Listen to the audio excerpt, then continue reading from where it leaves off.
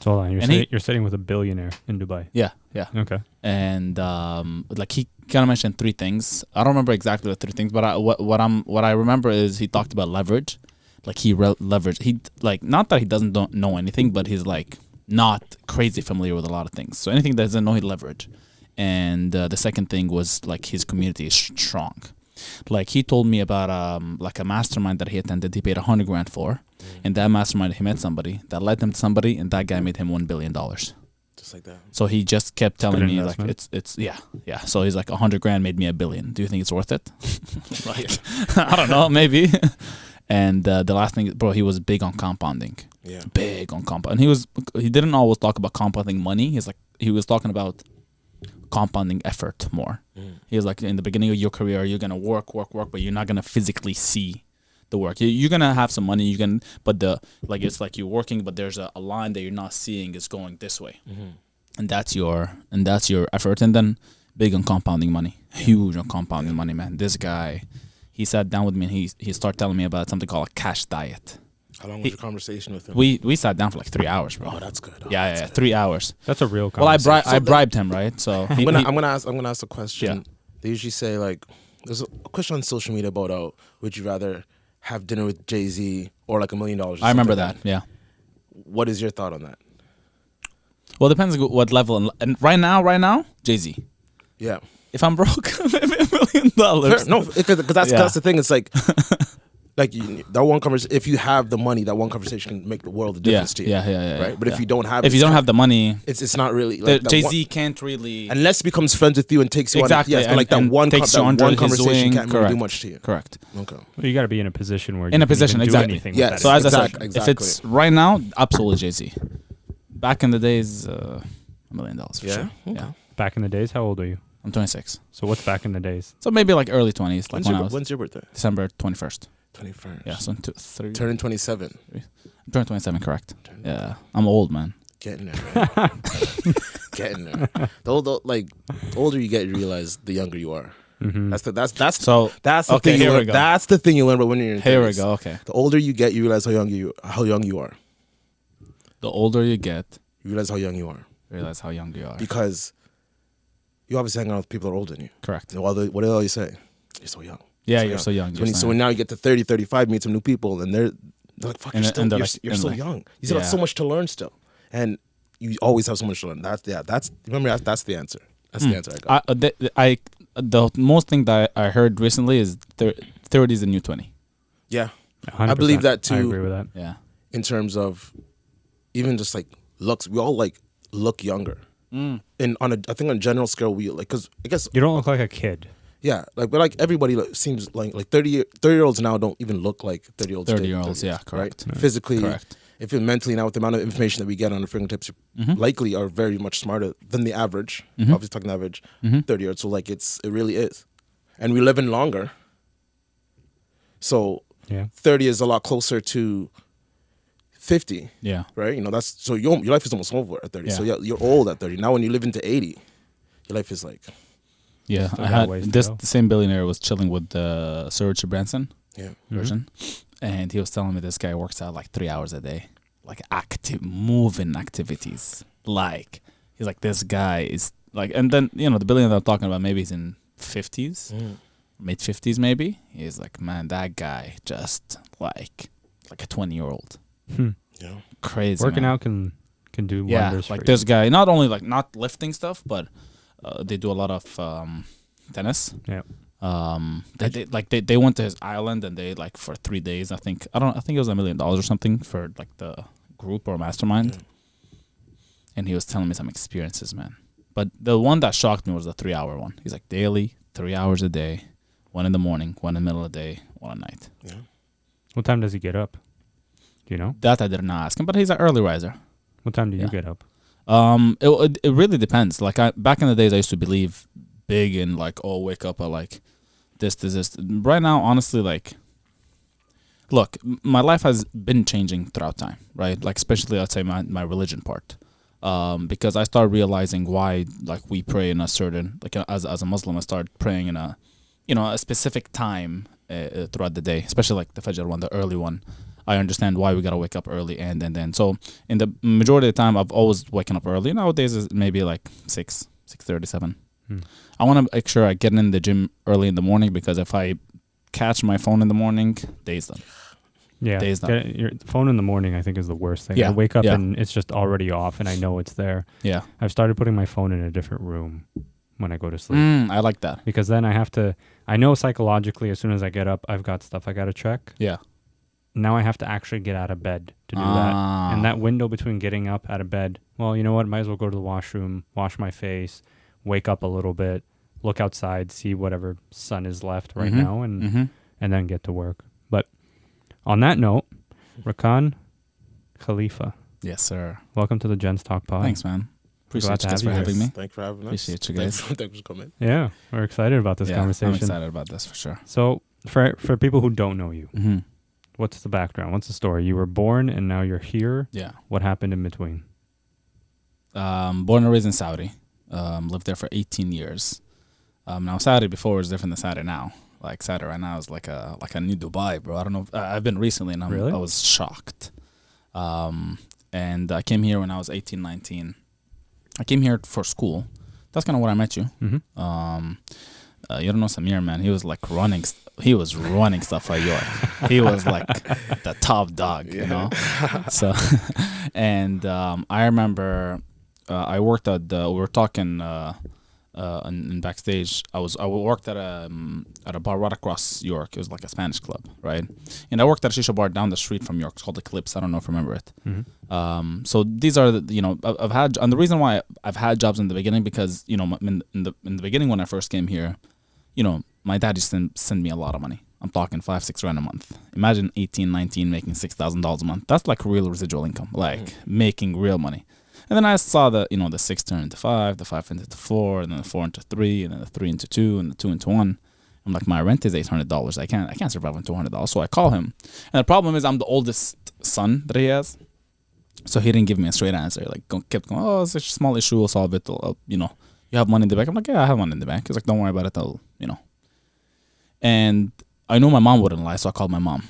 I'm like, give me the scoop. Like, give me the real answer. She's like, I think you should get a job. And I've never had a job in my life. Back in the days in Saudi, on your ID, it says, not permitted to work unless you have a degree or you work for somebody or whatever. So this is my first. When I first came to Canada, it was my first time, getting a job and stuff. And this is where I started taking money seriously, because now I'm working for the dollar. Like I used to make $5 grand a month from my dad. Now I'm making, let's say, $2 grand for my job, but the dollar is calculated. Like I'm not extra spending. I'm cautious about money. And long story short, I stopped working at the bars. I started working in Good Life Fitness, and that's where I think the beginning of my life started really changing. I've had a mentor there. He hates me when I call him mentor. He was early 30s at that point, and he taught me everything about sales. He's like, here's how you talk to people. And it's like Good Life Fitness. Like it's not serious, but it's a gym. But this guy, he was Lebanese, by the way, half Lebanese, half Nigerian, and this guy can sell water to fish. Like he sells that Good Life membership, like it's and this is like, and I was confused how people were rocking in happily paying Good Life, and I'm like, bro, this is I felt like Good Life was more expensive than any other gym in the city, right? For like, it's Good Life, like it's not the biggest deal, but this guy definitely had an impact on how I started looking at things. And because the reason why he taught me how to sell is because I was hired as a front desk guy. Right, and these guys make minimum wage, and there's no way you make more money. So I went to him. I'm like, this is not enough for me. Like I used to work at the shisha bar, and I used to make more of the money than this with tips and stuff. He's like, well, your only answer is doing sales. I'm like, I hate sales, bro. This is not me. This is not who I am. I don't like selling people. I don't like convincing people. I kept telling him, I don't like convincing people. He's like, who convinced you with that idea? And he just like slowly the idea kept opening, because I needed money. So the idea of sales started opening up to me. And then I asked him one time, like, how do I sell this membership? He's like, come sit down with me and just hear how I speak. This guy, he never was a one-to-one mentor. Like he'd never sit down with you and tell you what to do. Just follow him and see. And that's his way of mentoring you, right? Just listen and see what I do, and I'll take you from there. So, I started making money with him, like a lot. Good Life days, maybe like $4 or $5 grand a month. I'm like 19 years old, man, making good pretty money. Good for a gym. So it's a gym We're selling gym memberships, right? And I was one of the few guys that had a set position at Good Life. It was called part-time, like sales guy. And I made a lot of money with him. He notices one day that I start spending my money on very stupid stuff. So he calls me to the office, and he's like more like my father figure.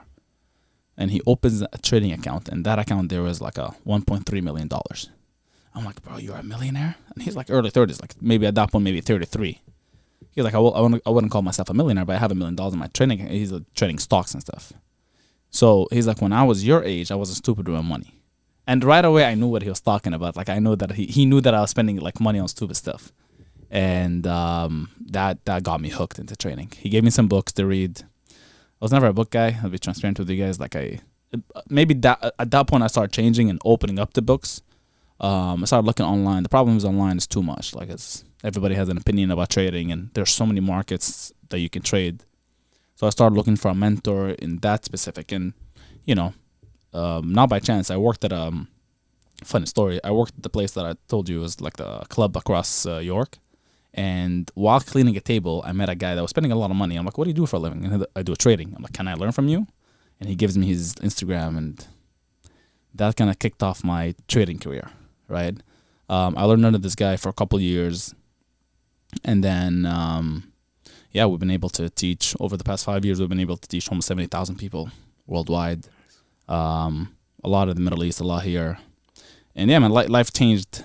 I wouldn't say quick, and it took 5 years for life to change, but we've been able to help a lot of people, and that's kind of what I love talking about. What's the biggest lesson you've learned in the last 5 years? Biggest lesson I've learned. You still have a long time to go.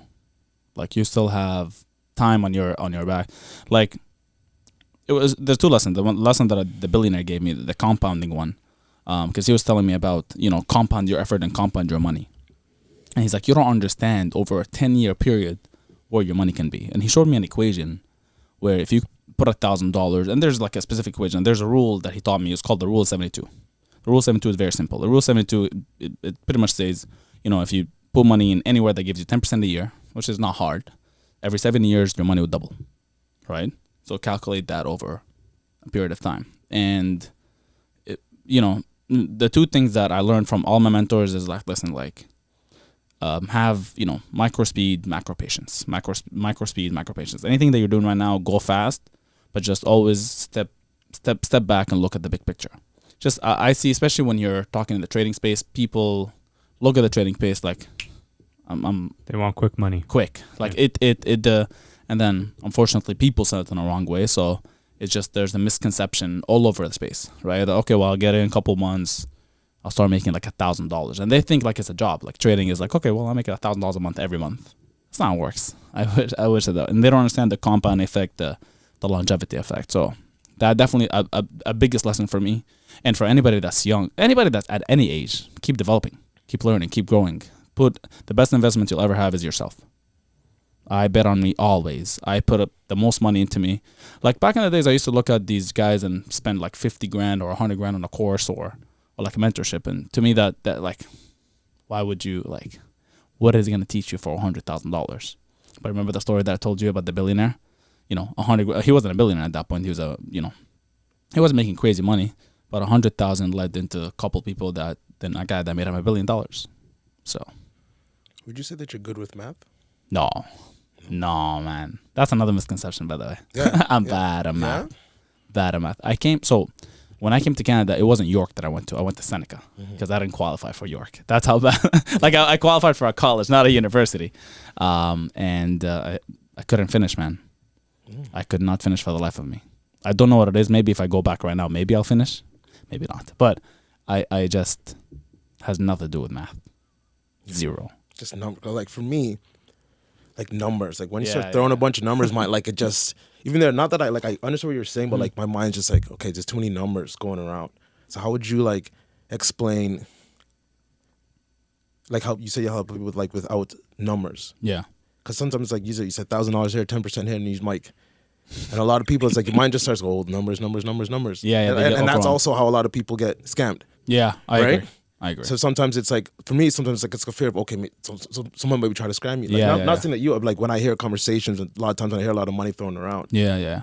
Well, any money game has to do with math. Yeah. But it's not the things that like we learn in school. Yeah. Right. Like when I was like the rule of 72 is very simple. Right. No. Yeah. So this is there's some people that are really good at simplifying things. Mm-hmm. Now look, if you're talking about big investments and when you go into crypto and all these things and the percentages, yes, it gets a little bit, but it's not like, I think somebody would, if they see it on a paper and they see the numbers, it would make sense. It would make so much sense for people. Yeah, especially because you said you're not very good. Yeah, I'm definitely not good at math. So what would you tell someone who's starting now? They want to start. They want to get started. Yeah. So I'll tell you a story. I had 2 friends of mine that came up to me, and we were sitting down at my restaurant, and the typical Arab smoking shishas and stuff. So we're just chit chatting, and these friends I know for a long period of time, and they both came up with like a budget of 10 grand each. So my advice for them is don't make my mistake and go in without a mentor and lose money first and then learn. Just go in with a mentor in the beginning. Put your 10 grand, take a percentage of it for a course or a system or a mentorship, anything that you can learn from. Because anything like that, you'd never lose money. It's impossible to lose money because even if you don't learn from the guy, you'll meet people, right? That you can eventually, have partnerships or whatever. So take a percentage and learn with it. And then the rest, whenever you're somewhat ready to invest, then invest. The other guy was like, oh, no, I have this system, blah, blah, blah. I put money and then it'll double every month. I'm like, it'll double every month. It's like, yeah, man, it'll double every month. I'm like, bro, but by the time it's 5 years, you'll be richer than Elon Musk. Like, that doesn't make sense. Like, yeah, but it stops. So me as a friend, I'm always like I'm never an aggressive guy. Like I wouldn't stop. I'm like, you know what, you should try and let me know. Maybe you're better than me in doing this. And it actually worked for maybe like 6 months, right? So the first guy we regrouped again after like 4 months, and the first guy still didn't really make money because he's still in the learning phases. The second guy, he's almost like doubled his money like 2 or 3 times. So the guy's happy, right? Like he built up his dreams already on a future upcoming money. And 6 months after that or 7 months after that, we come back, we sit down, and the guy's on his phone, not saying a word, right? And me and him are chit-chatting because this guy actually started and he's now investing his real money. And he made like a small percentage, like a 10% or 12% within like 2 months. So he's happy about it, right? Like, oh my God, bro, I know how to do this. This guy's quiet. I'm like, hey, so what's happening with you? Are you Elon Musk yet? And he's like, bro, like, do you know this company? Like, I don't. He's like, well, I'm trying to get my money out, but I can't. That's a scary feeling. And I'm like, and this is me being transparent, man. I've never trusted me putting money into other accounts, like especially what's happening right now. I don't know if you guys are familiar with the crypto spread with FTX, and not only FTX, there's 3 companies that fell apart right after FTX, right? BlockFi, and this is where it gets scary. This is where this is why the $1,500 will tell you not to do stuff like that, right? It will tell you like, no, this is a stupid way. This you shouldn't do this. So to me, that's a big. So if I give a tip, money into yourself. And what does that look like exactly? When you say invest in yourself, you're talking about courses. Yeah, I'm talking about mentorship courses.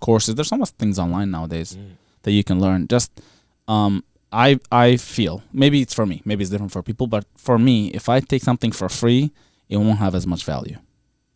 Right? If I take something that I pay for, I'm listening, man. I'm taking notes. I'm like, this makes sense. Maybe other people can take like free stuff more seriously. And then invest with people you trust. I've always believed in, if I'm ever investing in, and I have a lot of businesses in Toronto, I only invest with people I trust.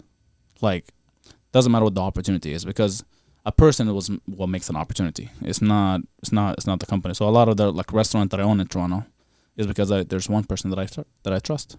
I'm like, okay, you believe in this? Okay. Well, look, let me see the financials. Looks good. And I have people that would tell me if it's good or not. Looks good. Let's go. What do you look for?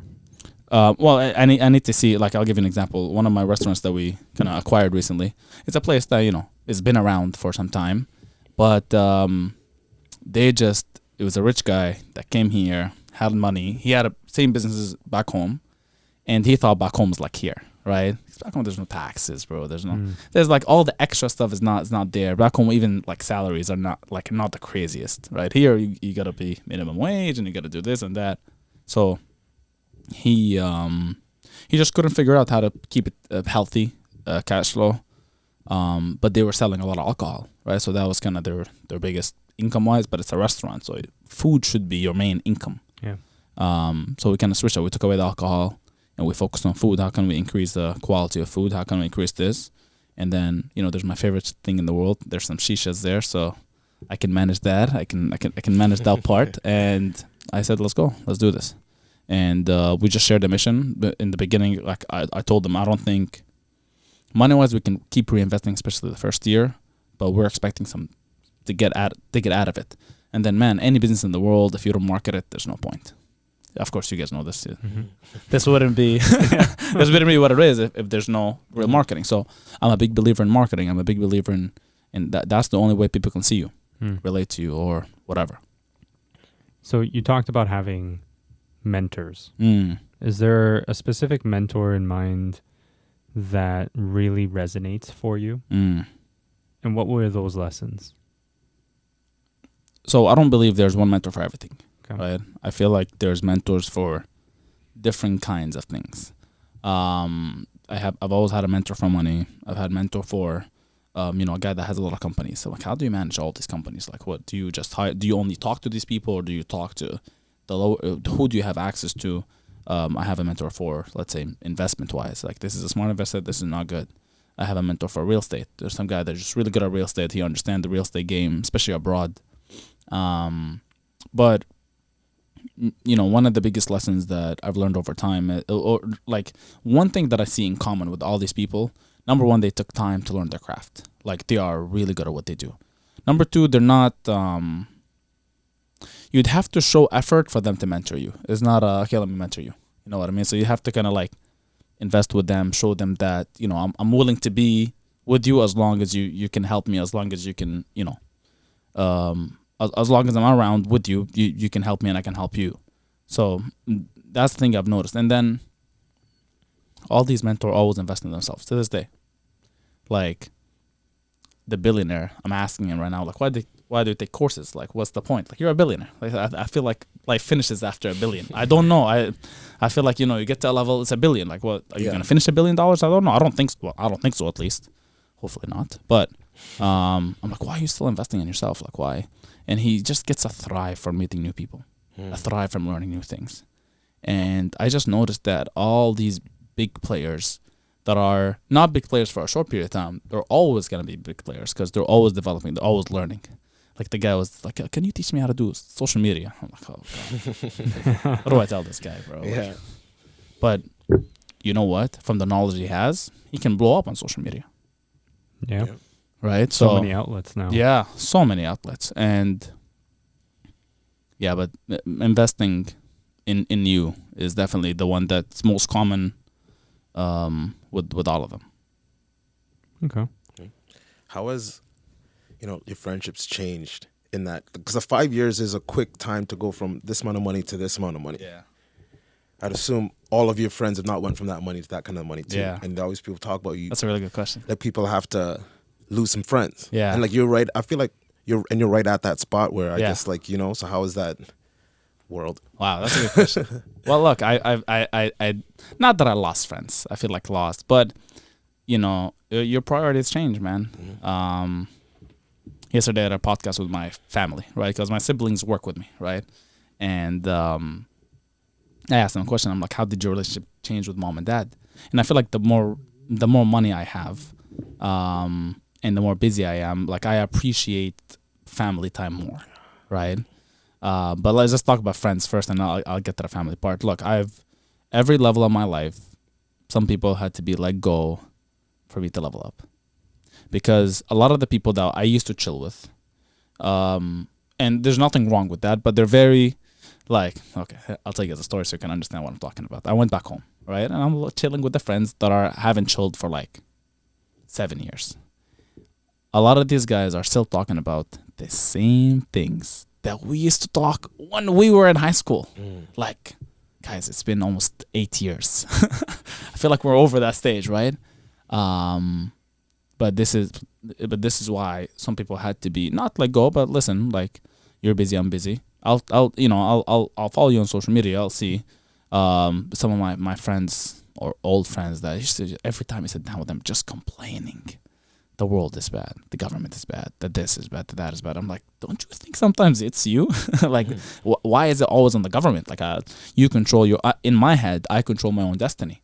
So I've never blamed the government for what's happening to me. It's irrelevant. We are living in an economy where it's open. You can do whatever you want. You can literally do whatever you want nowadays. So yes, I did let go of friends. My circle has changed over time. Because, we always hear this, you're the average of the 5 people you hang around with. But they did a study recently, and they put 5 people with one weak link. Just one guy that is very, like, these guys are 4 top, and one is a really weak one, right? Like, way down there. And then they put 5 average that have very strong, and there's no weak links. And the average income of this group went down. Because of the one weak link. Because of one weak link. Right. So, no weak links. No weak links. Biggest lesson, no weak links. Or you help the weak link if they're a close friend, right? Well, in my head, there's some people that don't want to be helped. Fair. That's true. In those scenarios, there's not much you can do if someone doesn't want to be helped. Yeah, I know lots of people. And there's only so much you can help. I agree. Both sides. There's so much you can help them before you fall into issues yourself. I'm all for helping. I'm all for giving a hand because I've had a lot of people lend me a hand. Yeah. In the beginning of my career, and they believed in me. I have this one lady that, I was at the lowest point of my life, and she's like, "Man, you're gonna be great. You're gonna be good." And it's just these words, man. They meant nothing, right? Just to know that I have people, having my back. It was one person. It wasn't like 1,000 people. It just gave me so much to prove to her that her words are gonna be right. What was that low point? What happened? The low point, well, this is after. So, long story short, the manager that was my mentor, he gets let go of Good Life, right? And for something very, stupid. And I left Good Life in a very bad way. I still have the screenshots to this day. Like, F. Like, I said the word F 3,222 times in one sentence, because I was so upset. And I'm like, how would you guys let go? And to me, loyalty, I'm big on loyalty. So I'm like, he's done, well, I'm gone, right? And I was one of the top guys, sales guys in that gym. So the VP, not the VP, the division manager was like, you're not stupid to leave. Like, come on, this would be a bad idea. I guess I am stupid, and I just left, and so I I'm making $1,000 online a month. It's not sustainable, right? But I just put myself in a corner where no other option. No school, no work, just my business, and I have to figure this out. And this is where, $1,000 a month, man, it's tough. It's tough. Thank God I had some money in the bank. It was under $6,000 that I had in the bank, but I'm like, okay, this can sustain me for another 2 months. So in the next 3 months, I need to figure out a way to make an income. And funny story is after 3 months, I started making a full-time income. 3 months after that, I started making a 6-figure income. Right? So within a short window. Yeah, within 6 months, right after that incident happens, life changed quick. And how did you go from 1,000 a month to 6 figures? Well, there's a lot of things. We increased the sales in the company, and I started averaging $10,000 a month from commissions. And this is when is my first time seeing that much money. I'm double what I make at Good Life now. I bought a car. I bought a Maserati, and it was and I'll never forget the Maserati. I wish I never sold it, I'll be honest with you. This is like an antique. I should have put it, but it is what it is. But I bought a car, and I just I was on top of the moon, man. It was people saw when these 6 months people saw some fire. I've done meetings nonstop, talking to people, helping people, this, and I had customers, and the customers started bringing other customers because they saw how much they're getting helped. And I was just like, I'd get on a call with somebody at 12 a.m. It's like, are you okay? Like, well, you get on a call at 12 a.m. Yeah, whatever time you want, we would get on a call. I just had so much fire into me. I don't know if I wanted to prove something right to people or I wanted to prove me right. I'm big on self-talk, huge on self-talk. If you guys see the way I talk to myself on paper, I should mirror myself 3 times. What do you mean talk to yourself on paper? Look, I have as soon as I wake up, I have a schedule. And it's a routine that no matter what's happening in my life, I have to somewhat do it, right? So as soon as I wake up, there, open sheet, clean sheet, and there's 3 things that I talk about. Number 1 is my journal. I don't want to say the word predict, but I'm going to talk about, or I'm going to say what's going to happen today in a very positive way. Like you're writing this down? Yeah, I'm writing that. Okay. I'm writing it. Okay. So the first thing is like a journal, right? I think whatever happened yesterday and what's gonna happen today. The second part is gratitude. I'm big on gratitude, man. Huge on gratitude. For the smallest thing, like at that point, I don't have much to be grateful for, but I was alive. I'm in Canada. Arabs in Canada, right? Back home people, they can't come here. I have coffee. I have water. Grateful for that. And then sometimes I was grateful for things that are upcoming happen in my life. I'm gonna make $1 million. I'm grateful that I'm making $1 million, not even making $1,000. And then the last part is my goals. Average people write their goals once a year. I write it every single day. Do you time how long you journal for? It was 30 minutes max. Yeah, not even. It's not time, but like when you're done. Yeah, but here's the thing. We wake up and you want to put this on a paper. Yes. Right, and I'm just. Let's say I'm having a bad day. Everything in life is coming through thoughts, right? Because thoughts create emotions. After emotions, it creates action. And action equals results. But if they're negative thoughts, it will have negative emotion. And negative emotion will have no action. And no action will have no results. So to me, I'm like big on, let's say I'm having a bad day. And this is very normal. Any businessman in the world, of course, they have bad day, bad months, bad quarters. I'm trying to switch my emotion to a positive emotion. So I'll write down how I want to feel on a paper. When you're journaling, are you listening to anything? Not really. Sometimes like the focus music, you go on YouTube and focus music. Yeah. I don't really. I used to back in the days do a lot of motivational, but I feel like they were yelling in my ear. Yeah, just like background. Yeah, just background. I wanted to focus because I wanted to speak to me. Yeah. Right. I'm internally speaking to me. This is why I said, like, I'm going back to my first point is investing in you. Is just all these things have nothing to do with business. Realistically, like, this is nothing business-wise, but it changed my life. Absolutely. And now you share that information with other people. I tell people all the time, speak to you, be better with yourself. We can all agree that sometimes we tell things to ourselves that are, if you say it to somebody else, they'll kill you. Like, some people are so negative about themselves. Very negative self-image. Very negative. Like, I know people, I'm like, man, how do you even talk to yourself like this? Mm-hmm. And they have all these limiting beliefs. Like, the word I can't, I try to eliminate it from my, and this is not a motivational talk, the word I can't, right? Mm-hmm. Not that I can't do everything, but I try to not have these words a lot in my life because anything that I can learn, I can probably do, right? So the word can't, I try to remove it. There's no I can't do it. Yeah, with some help you can. With some mentorship you can. And what about the days where you wake up and none of that is working? Because there are days like that. Yeah, I agree. You're an entrepreneur, man. Do it anyway. Brush it up. It's you will never. It's almost impossible. Like, I've never seen anybody that doesn't wake up and have like bad days or days that they don't feel like doing it. But I learned, like, depending on what my business is. So I have a specific business that let's say I need to do X amount of work. I just do the work. Like, even if because it became a routine and it's no longer something that I have to do, something that I automatically do. Right? Automatically I respond to people. Automatically I have to respond. So as long as I do the automatic stuff, even if I'm having a bad day, and I can always turn my bad day into a good day by learning something. I have this trick. I trick my mind. Like, anytime I'm having a bad day and I don't want to do anything, okay, well, at least I'm learning something. At least I'm gaining something. And I feel like when I learn something, my mind just gets into a lot of ideas, and ideas just create action in my head. Always. But going back to the point, listen, I know you guys talked about, mental struggles and stuff, and you always have a battle in your mind. Always have a battle in mind. And I'm a big believer in This is why I said I speak to me first before I speak to people, because I'm important. To me, I'm important, and I somewhat can be my own therapist speaking to myself, right?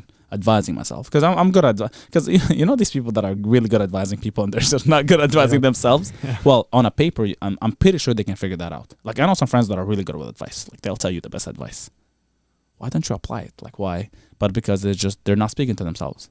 You gotta understand there's two people inside of your head. They're always going back and forth, the positive and the negative side. And of course, you're talking about almost 90% of your thoughts are all negative. So you're 10% fighting 90%. That's a battle, man.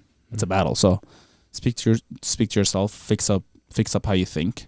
And once you fix up how you think, everything else should be okay. What is one of your irrational fears? Like I have an irrational fear of getting tipped over in a porta potty. In a what? Wait, like a porta potty. Like you know the when you're like the construction sites. Okay. I don't go in them. But like I have this fear that if I was in one, why can't you use it? Because someone's gonna tip me over. But why though? Where had you seen that? Probably in a movie. But like people have rational fears, right? Like I'm afraid to go back to where I started, for sure. Yeah. Yeah. I've thought about a couple times, what if this all collapses? What if it's all gone? But it's good to still always think that, though. Yeah. I feel that puts me back into like work mode. Yeah. Because sometimes, you make some money in a day. I'm like, you know what? Maybe we can take a day off.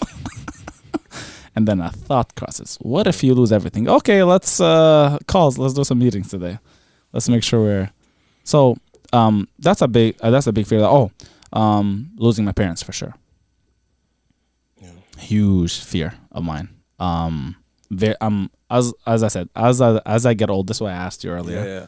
I didn't know you were gonna mention family. I don't want to mention family, but to me, as I grow, as I appreciate more, as I'm afraid that time is precious. Time is coming though. Like we're not. Let's not be naive. It's any day. It's Like we always like to think that it's not coming. No, it's not. It's coming. And it is. Yeah. But all of us, this is not, I'm not talking like just my parents, but to me, my parents, like one of the things I told my mom, like, I hope I die before you. But then she's going to have to live with that. Yeah. But I don't know how I would feel losing my family. Like it's tough because I've seen her lose her dad. Mm-hmm. Right. And, my mom is the funny part of the fact. Like I think I get my funniness from my mom. Mm-hmm. Right. And she's always smiling. She's always just like, okay, right? She worries a lot, but she's always okay. She always smiles. And I'll never forget, this is one of the moments that I just looked up and I like thank God on everything he's given me. And so, she calls me, it was the second day of Eid, which is like a holiday. Mm-hmm. And they called her and like, listen, he has a couple days left. I think you should come to Saudi because he lives in Saudi. Her dad. Her dad. I think you should come to Saudi. So, I see a charge on my credit card, like a $7,000 credit card. I'm like, Mom, is everything okay? She's like, I'm going home. I'm like, Saudi? She's like, yes. So I knew it was something about my granddad that I want to ask, but so as soon as she gets there, I was in Dubai at that point, and she calls me, and I can tell when my mom is just not okay, right? And she calls me and she like puts the FaceTime on my grandfather, and he was just in a bed. He was fighting cancer and stuff. And he just did not look okay, man. Like, you can tell, but he was so smiling. He's like, are you rich yet? Are you rich yet? I'm the first grandchild, right? So he's my grandfather. Bond there. Yeah. Nobody talked to my first grandchild. He is right. He is good. He is. One, in one of the things that, because it costs money to back home. It's not like here you can go. I don't know if do treatments here. Do they take money for it? Is it for free with OHIP? I don't know. I imagine some level of treatment is covered, but I don't know. Back home, there's nothing covered. There's nothing. Yeah. There's nothing covered at home. So, in a sense, I had to cover a lot of the things, and it to me like, and I don't care to say, but it just felt good, right? Well, it's validation because all the work you put in to be able to do that for your family. Correct. And so as you grow older, this is one other thing I wanted to ask you. There's people that I never thought they were mentors, but they were mentors of mine. Like when I was younger, like my uncle being one of them. He was my Muay Thai coach. Like my uncle to this day, he's like one of the best speakers I know. He has nothing to do with the end. He's just a manager of a big company in back home, but he's a trainer, right? He's a coach, and his uncle is the Jordanian national team coach for Muay Thai. That guy's son is a world champion today. Like this is like very couple months ago. Like the big, fighting family, I would say. And I was, because between me and this uncle, there's a couple of years. He's a lot older than me. And I was the only hope in that side of the family to be like a champion. And I was Muay Thai champion for Saudi like 3 times, right? I was younger, way younger. And so he was like my initial mentor. This guy, like very regimented, wakes up in the morning, that thing goes and run, comes back. Like, yeah, just a regimen. I've always aspired to be like him. And he called, so I before my grandfather dies, I called my mom, because I called her and she was just not okay. I'm like, Mom, I think you should leave. Like he's gonna pass away regardless. There's no point of you staying around, because he doesn't even remember that she's around him. And I feel like I told her, I'm like, I think it's time for you to go home, right? Because it's just you're destroying yourself from inside, just waiting for time and waiting till his last breath. So I fly her to Dubai. She's never been to Dubai, right? I fly her to Dubai, where I was, and I take 2 days. I'm talking 7 stars, bro. Like stuff that normal people, if they don't have connections, you can't do. And I show her like Dubai in a very different way. And like 3 hours before the flight to Canada, we're sitting down. She started crying, and my uncle sends her a voice note. And this voice note is pretty much saying like, you raised like a good kid, and he's done a lot for the family, and I know he always, because I've said like he was my mentor a couple times on big stages, and he was there, and he was like, I don't think I'm his mentor anymore. I think he's my mentor. And I to me, bro, that was like one of the deepest things in my life that feels good. This is why, like, I tell people, man, get rich. It feels good. It feels phenomenal. Yeah. Like it feels, yeah. That's amazing. It's an incredible story to be able to do that for your family in their time of need, because obviously they've taken care of you for so many years of your life. Mm-hmm. To be able to finally repay that and be there and be able to support your mom when she just wants to see her dad, I think is an incredible part. Yeah, but that's why I asked you. I'm like, does the money part change when you grow? Yeah. But I guess we'll see. Well, I mean, everything changes as you grow, right? Yeah. Like I look at money now, like it's a nice thing to have. Obviously, when you have money, it makes life more comfortable. Yeah. You don't have to worry about the small things, or if when you don't have money, you come across a situation that creates an inconvenience or a problem, and that problem is magnified. But when you have money, you look at it and you go, you know what, this is an annoyance, but it's not the worst thing in the world. It's not going to stop me from exactly. But as you get older, the way you look at money changes, because before it was the idea of just simply having money that was cool. Yeah. But I find for me, as I get older, it's not just the idea of having money, it's just having the money so that I can experience things with friends, with family, that kind of thing. Yeah. So it's more so about what it can give me, not so much just simply having it to say I have it. I agree. I will never be the guy that goes into a club and starts splurging on bottles or wearing fancy jewelry for the sake I don't drink. No I'm very big on anything that takes my mind off what it is right now. I'm even like big on, like, one of my guys that works for me. He's like, oh, the doctor told me I should take like Adderall. And I'm like, you serious, bro?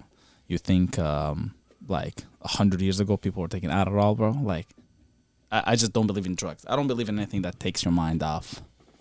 And I feel that the mind is perfect in its own ways. Everybody has a perfect way to excel in life. I know people that don't know how to think straight, right? Like, they're always, their mind. I'm like that. Like, my mind is just all over the place. Like, I'm sitting down with you guys now thinking of like 1,000 things. And how do you focus yourself? It's just a lot of times I just learned how to control my mind, right? And it's a process. I took a lot of courses with I don't know if you guys know Dr. Joe Dispenza. I do. Very big on like neuroscience and what's behind the brain. as I said, it's just investing into you and learning how the brain works and learning how your brain works, because every brain is very different. Now, I know people that know how to focus doing a lot of things. For me, one thing at a time. Mm-hmm. I finish this, I move to this, I finish this. And to me, while I do something, I know I'm going to have a lot of great ideas. So I have a journal called an idea journal. It may not happen right now, but in the future it will. Right? So I'm big on, okay, I'm always having a note on the side to just remind myself. And like anybody comes into my office, they'll see like 1,000, one of these, the small sticky notes. I just have so many ideas, right? So many ideas. But I know I may not use it right now. At one point in life, it will come to life. So maybe that's my way of focusing. I focus on one thing at a time. I finish it and then I move on. How do you keep achieving this amount of success at such a young age? How do you prevent that from inflating your mind and sort of creating an ego? That's hard to contain. Because you see a lot of guys, especially men. They achieve a small amount of success or any kind of success, and immediately it gets out of control. Look, I'm not against ego. You got to have a very healthy, like you look at Cristiano Ronaldo or Messi, you ask them, you look at Kobe Bryant and how rest in peace, how he was talking about LeBron. Man, he has ego, bro. But in the same sense, you have to have a certain... That's my point. You have to be able to control the ego. Because ego is bad. Well, look, ego is bad when you're egotistical with other people, right? But then ego is bad when you're egotistical about yourself. That I'm this guy, so I don't have to do the same things anymore. So I've always had accountability partners. I think the best thing, right? And then... What's an accountability partner? Like somebody that would hold you accountable. Like let's say for me at the gym. I got to a point where I don't need to go to the gym. Like I went to Lebanon, I went to the Middle East. I had a tour in the Middle East, right? The last finale was Lebanon.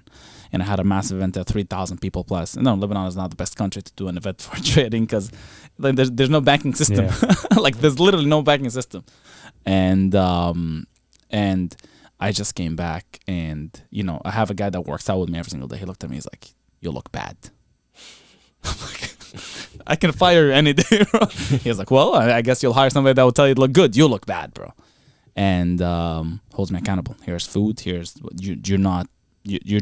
I just learned in every part in my life, especially like talking about fitness, accountable, money, accountable. Somebody will hold me accountable. And they're always like a little step. So that always keeps you. The problem is this is how ego starts becoming a bad thing. When you start chilling with people that are not at your level, right? Always at a level under you. Of course, everybody's praising you. You're the man. You're the king. You are this. You are that. Or you're rich. So it gets to your head, and it did get into my head, and I lost it all. Like I had a point in my life, maybe 6 months, where I used to make 10 grand a month, and I started making nothing because I thought I was the big shot. I thought nobody can touch me. I thought, what's the worst that can happen, right? My company, like, that company fell apart quick, and the problem is that it accumulates, right, and it just falls one day. It just falls one day. I learned to put my ego in check. I'm like, okay, no more of this, no more of that, no more. Just no more. Holding myself accountable, and I'm just always surrounding myself with better people to just push you to your limits. Like one of the investments I've done, we put up money in a big trading hedge fund, right? Now these people only accept specific clients, and it's not even about money no more. Like specific clients that they know they can benefit from them long term. Mm-hmm. So I'm part of a group of a mastermind that I paid like 100 grand to, that allowed me to have like an entry door to this hedge fund. And I asked, what's the minimum? They said $500,000. I'm like, okay, no problem. I think that's fine, I guess. But they have high returns. I'm talking like something that you'd say to an average person, like there's no impossible, right? But they have high returns, and they proved themselves for the past like 6-7 years. They've done really well. And, I put up money. So I put $500,000. It's a minimum, I want to say. Yeah. The other guy's like, okay, I'll start with 50 mil. Like 50 million or like 5 million. Like, 50 mil. Starting, bro. Like, so to me, it's like, I have so much. I'm so early in my game. I can't even have ego. Like, imagine having ego in front of a guy that is putting for an investment $50 million. Yeah.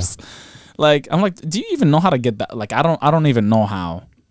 they would transfer $50 million. Just like I don't know. I don't know. I really don't.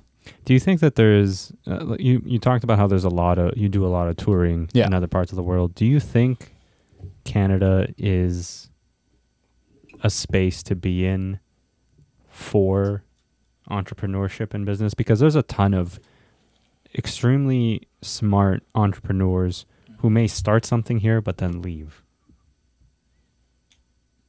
Leave because of what? Like taxes and stuff? I don't know. They just whether it's taxes or whether they go somewhere else because there's better opportunities to grow the business. I mean, like there's I don't know how many people know this, but like the founder of Ethereum went to Waterloo.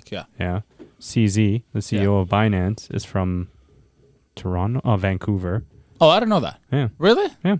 Well, he lives in Dubai now. Right. You should see his house. I imagine. Oh my God, this guy. But the point is that everybody seems to be moving away from Canada. So as someone who's an entrepreneur yourself and you've toured around the world, what is it that we're lacking here that people seem to not consider Canada as a place to grow a business? Well, look, there's two parts, and there's different levels to entrepreneurs, right? There's people like, I can't compare myself to ZC, to CZ, right. Like it's just, or Vitalik, like it's there are very different levels between us.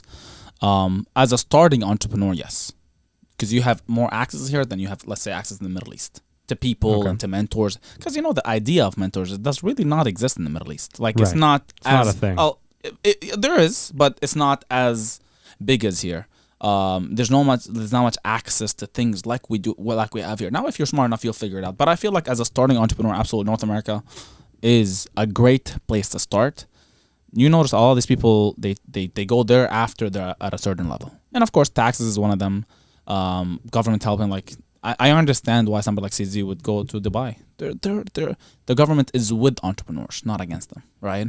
They're gonna give you access to certain things that only government access has, or they like a lot of places like the UAE, like the Middle East in general right now is more accepting of entrepreneurs. Not like here as an entrepreneur you get like you have a penalty, like, oh, you make more money, okay, let's pay a bigger bill. It's like, yes, I know there's tax deductions and but these people go there because they know, like I heard this thing in Belize. Nike pays like 1%. Nike. 1%. Jeez. Nike. 1%. Like, of course they'd move there. Why like, would they? It's just as a business transaction, because no matter what they do here, let's just say they're at a 40% tax bracket. Let's just say they take out 20%, right? Let's just say they take 30%, like, which is, I don't know anybody that takes 30% away from taxes, but let's just say and then taxes is you have to understand the system because it's complex. Like there's certain things here and certain things there, and investments are this, and now crypto is in a gray zone, so you don't know if it's property or it's commodity. Like they don't know how to, and then there's different taxes for different regulations. It's just more complex for entrepreneurs when they get to a certain level. But as a starting, absolutely, the people dream to come. The more you travel, the more you realize people dream to be in countries like this. But can I say something on can I talk about the other side? Because North Americans get so much, they don't use it. What do you mean? Like, because there's so much access here in North America, North Americans, they don't use it. Like we can tell the difference. Even you're coming from Jamaica, right? Yeah. Were you born here? Born here. Family? Born there? Here and there. Okay, so give you an example. Somebody that's born in Jamaica coming to Canada is very different than somebody, or majority of the time is very different than somebody that's born in Canada. Fair. Because they will come here, they will look at opportunities at a very different scale. It's very similar to what Wes was talking about. Yeah, it's true. We had Wes Hall on, who's a dragon from CBC's Dragons then, and he talked about how when he came from a plantation in Jamaica, he came here and like he just saw opportunity everywhere, every corner. He worked in the mailroom and worked his way up to one of the largest M&A companies. Wow. Yeah. And as I said, you come from outside, you look at this like, yo, this is easy. And then these kids are complaining. So it's like we take it for granted type of thing. Yeah. Do we take it for granted? There's so much access here, man. There's so much money. Listen, there's enough money in the world. The U.S. government printed half of the money that they have in the past, like, a year and a half. Printing, brother. Printing. Let's go. Let's go. Like, where's this money going? It's going to the rich people, man. It's not going to know, it's going to people that know how to, they understand money. They understand opportunities. A lot of people in COVID, I 10x my business in COVID. I understood what people are doing. I understand why it is what it is, right? And a lot of people were sitting down in COVID and they just couldn't pivot. They couldn't look at opportunities. I looked at COVID like, I've had so many friends, oh man, COVID destroyed this and destroyed that. I can tell you entrepreneurs that say, thank God for COVID. I know personal entrepreneurs that went from $1 million to $1 billion with COVID. Yeah, they just saw opportunity, acted on it quick, right? This is why it's good to, know people and act on things quickly, pivot quickly, change quickly. You'll never always be the same. I know I'm 27 right now. If you look at my 25-year-old, even my speaking way is different. How I negotiate, how I talk about things, what I value more. This is why I kept asking. Like, I just want to have perspective from, but I know for a fact that at 30, I'll have a different perspective as well. Yeah. At 35, I'll just look at things different. I'm a big believer in looking at things different. Other than everybody else. Everybody else complains. Everybody else wants things handed out. I would love to work for it. I would love to work for it. There's always opportunities. There's always way to make money. You just gotta have your mind open. Amazing. So, final thought. Yeah. Somebody wants to start today. You said invest in yourself. Yeah. Any other piece of advice? Don't rush it. You have enough time. Don't rush it. You have enough time. So take your time. Learn how you operate. Learn as a person how to manage your own time, and understand that every person. Listen, there's a saying that I don't think it's in the Quran, but I think it's a Islamic saying. You will die when you acquired your entire wealth that you're supposed to get. So no matter what it is, the wealth that you will receive in the world, it will come right away, right? But you have to be a different version. I know at every level in my life, I've went from level 1 to level 2 to level 3, level 4, and you'll look at level 1 and like, damn, what was I thinking there? Like I seen some, like, not interviews, but I've seen like some videos of me speaking like early in my career, and I'm like, whoa. Who was that? But I was young, man. I was ready to conquer the world. I wanted to be, Mehmed II, conquer Constantinople. But invest in yourself. Connect with the right people. It's so important. And consume. I've always consumed videos like these, podcasts like these. They weren't a thing 10 years ago. They just weren't. So consume. Like, if you listen to either Gents talk on any of a podcast that fills your mind with info, you're listening to people that have gone there, you're going to get an idea. You're going to get inspired. You're going to do something. So what you're telling me is anyone who wants to get started needs to listen to the Gents Talk podcast. Absolutely. Okay. Absolutely. In my head, I'm like, oh, that's a good plug. Well, but listen. if you're consuming knowledge like this, you're not going to. No, absolutely. It's impossible. Is becoming a billionaire, well, I don't know, brother, but to you a realistic goal? Because a goal being a goal and a realistic goal are two different goals, right? Do you doubt me? No. I didn't you didn't answer the question. Like, I didn't. So that's a yes. Look. Yeah, I was asking. Me, I don't see. That's what I want to ask before. Like, I didn't judge. I was asking. Yeah.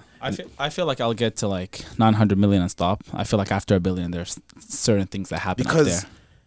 As hard as it might seem now, there's more and more people becoming billionaires. Yeah. So, and you're 27, sorry. 27, yeah. So, like, you have a lot more time to get there than someone who's, because most people who are around there are in the 30s and the 40s, 40s and 50s. Yeah. Like, athletes are a bit closer, so it's crazy to think that is a goal that is, as much as most people want to reach it, it's like at that age where you're now, it's like, okay. I have a philosophy. There's no point of $1 billion. What's the point of $1 billion?